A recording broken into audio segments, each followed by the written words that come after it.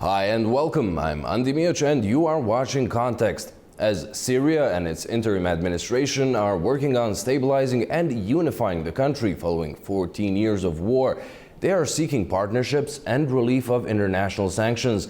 Among the ones that pledged strong support to Syria under new leadership was Ankara, with Turkish-backed rebel factions integrating into the country's military. More recently, there were reports of a defense pact being discussed. On the other side, Israel has in the past month and a half launched some 70 ground incursions and performed about 30 waves of airstrikes on targets in Syria. Back in December, following the ouster of Bashar al-Assad, Tel Aviv launched an airstrike campaign targeting and hitting most of Syria's military bases and posts. The Israeli army then occupied the entire UN-supervised buffer zone between the countries. Is Syria becoming a site of competition between Ankara and Tel Aviv? Is there a way to avoid collision and establish cooperation between the two? And where could different developments leave Damascus? Joining us to talk on this is Melih Demirtas, researcher at the Cappadocia University, coming to us from Ankara. Welcome, Melih. Thank you for joining us. First off, there were casualties in the recent Israeli airstrikes on Syria. We've heard Tel Aviv earlier saying they want the south of the country to be demilitarized. What is Israel hoping to achieve here, and what can Damascus do about it? Yes, thank you also for accepting me in this critical times again, because in these last 4 months, maybe since the fall of Bashar Assad, we have seen that in Syria, something's changing a bit rapidly. I think it is like a linear situation. In the one point, in the beginning point, we have seen this fall of this dictatorial regime, I mean Assad's regime, his escape to Russian Federation, and then the election and the having this forced process in the new United States administration. And of course, in the last 1.5 years, we can see this catastrophic and inhumanitarian situation in Gaza due to the strikes, airstrikes, and mostly some devastating attacks of Israel against Hamas. We have seen that there's many losses of civilians, unfortunately. But now we can see that these Israel attacks will not only be limited in the borders of Palestine or Lebanon, unfortunately, but now in the new territory of Syria. We have seen that especially between the Israeli side and the East Syrian side, and the southern sides of the Syrian borders, and also the territory till Damascus line, we can see that these bombings, and especially these military equipments of Israel, which are mostly, we know that, supported by this new administration, of course, Mr. Trump and Mr. Rubio, the defense foreign minister of the United States, openly always declares that they will continue to send these new equipments, I mean military equipments to Israel, and I think they will continue to use them against this new regime of Syria.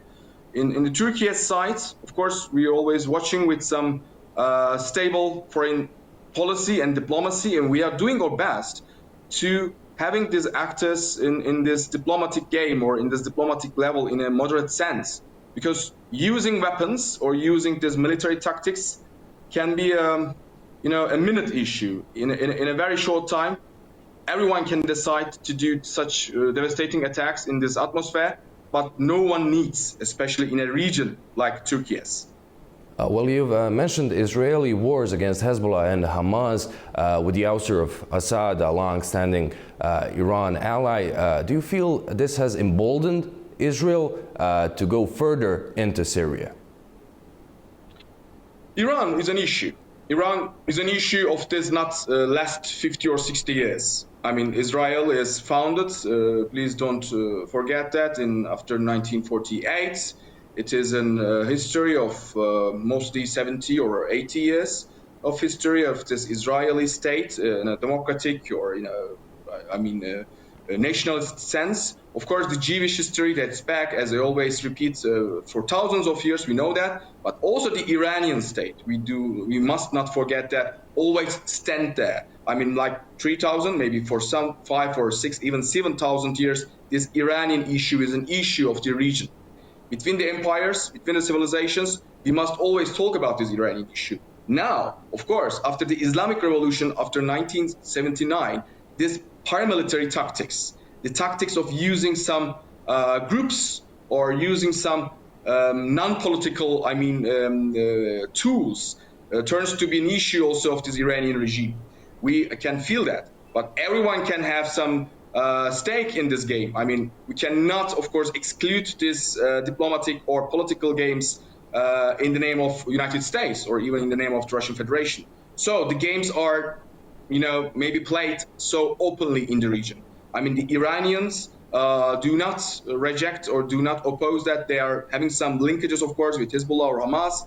But also, we cannot deny that Israel's using of some other tactics, I mean, it can be soft politics, it can be hard politics, or paramilitary options, or intelligence services, can be so open in this region. So Turkey is always watching these actors, what they're playing now, diplomatically or also militarily, and also we are doing our best to finding these actors in a diplomatic table. Also, in order to, first of all, hinder the loss of this maybe now 60,000 of civilians, don't forget this, in our very near region in Palestine and also in Syria. Well, Turkey is showing strong support for Syria's new administration. There were even reports of military cooperation being discussed, including guarding Syria's airspace. Would that, in effect, bring Turkey and Israel on opposing sides here? It is now discussed or it is talked in the diplomacy corridors. I mean, international media, especially the American media, like the credible sources, newspapers are speaking about that. We do not want to tell this so maybe openly that we're having a war or we're having a conflict between these actors. I mean, we have always important and stable places. I mean, as Turkey, as Israel, also other actors, Syria, even Iran. These actors have some places inside this Middle Eastern geography, you know that. But about the conflictual situation, yes, the Turkey's diplomacy, as you know that after Bashar Assad, after the fall of this regime, we always seen that this democratic consolidation or this humanitarian regime, which has, of course, some difficulties in finding unity in this historical land. Also, do not forget that this is a very historical land. Thousands of years of Christianity, Jewish or Muslim histories are always amalgamating in this ancient territory of Syria now. A new regime is making its best to find then maybe a consolidation of its power. And Turkey is making maybe the necessary option, because also we're having this guests from our Syrian neighbor lands, like 2 million, 3 million. We don't know still these exact numbers.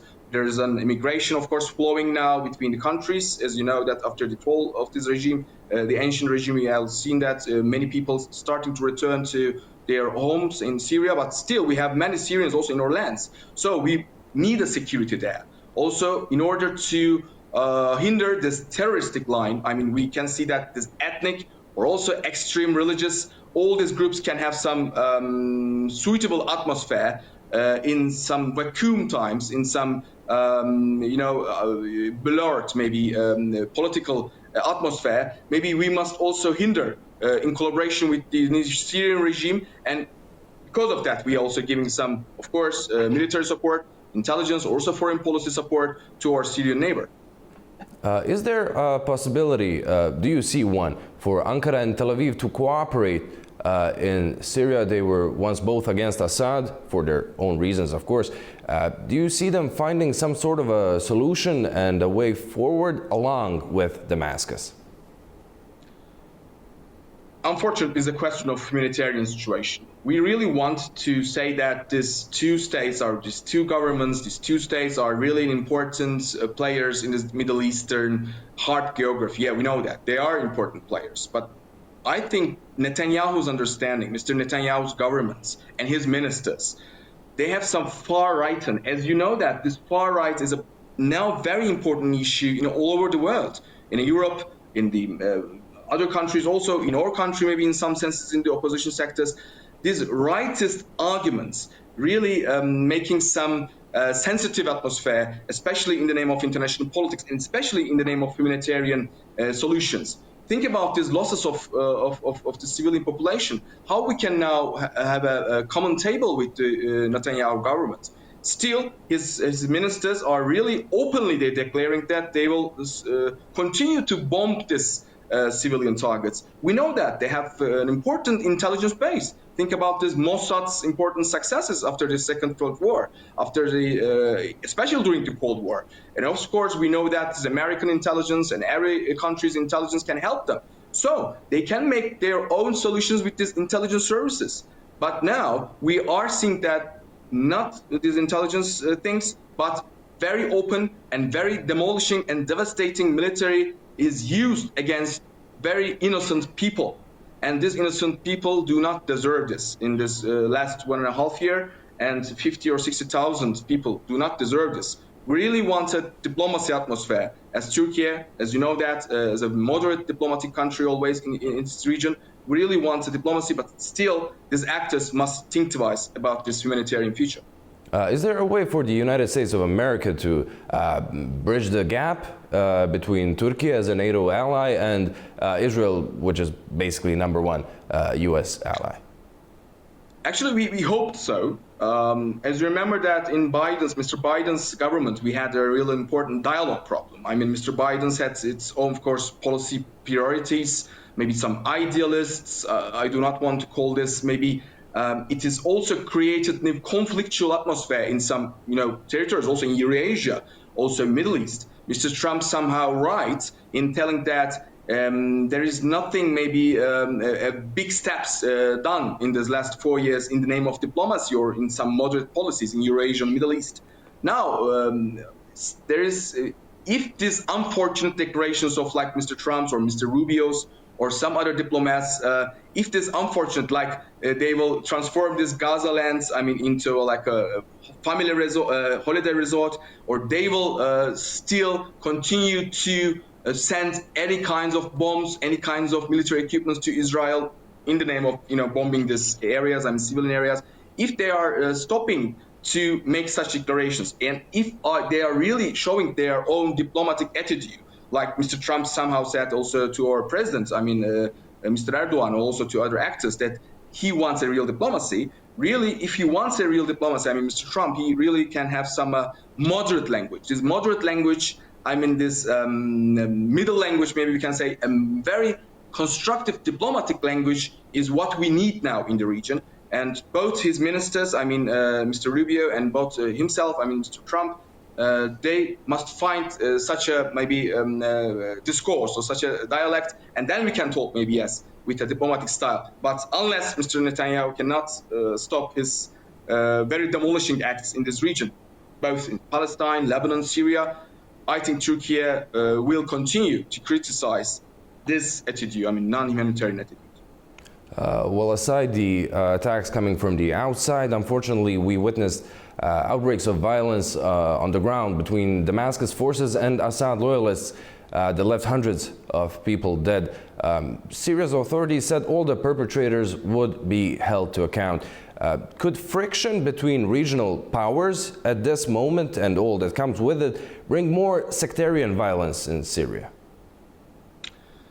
As I said, this Middle Eastern region, of course, I want to talk maybe as a researcher of interdisciplinary research. I never exclude the reasons or the balances of anthropology, history, ethnicity, when we're talking about foreign policy issue. Because some realists or some very, classical diplomacy makers, they're always talking about some classical factors, but I do not want to exclude these other factors. This anthropology, this sectarian things and this religious things. This is the reality of the region.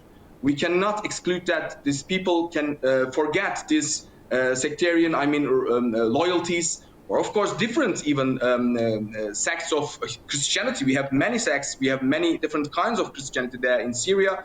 Also, some Jewish populations are still there. Of course, Muslims, Shiites, Alawites, Sunnis. There are any kinds of, in this maybe 10,000 of years, Damascus and Aleppo region, we can find the remnants of the civilizations. So, if this government in Damascus now wants to have a very democratic and stable atmosphere in place, they need to talk and they need to maybe have these bridges between these different segments of society. Yes, Assad's and his royal guards or his royal, what you can call armed forces, is a problem for the region, because royalists or military personnel, there are always some realists, as I said, who always want some violent solutions. Any kind of royalists. I mean, this is not about Assad. Think about Mr. Saddam Hussein's, think of Mr. Gaddafi's, and other many leaders, many types of leaders in this Middle East. They have some royalist scars once upon a time. But now we can see that the government in Damascus, they are